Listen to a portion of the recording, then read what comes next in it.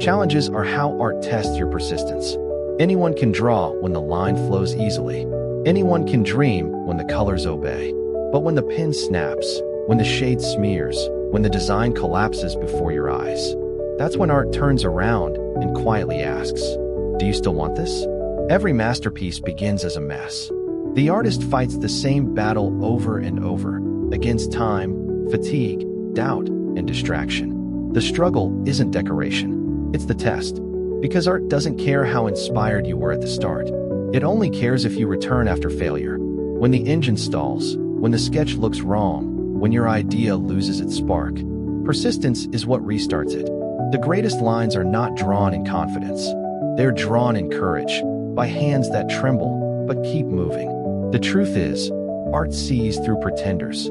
It knows who quits after one storm, and who rebuilds, drenched, cold, but smiling, ready for the next.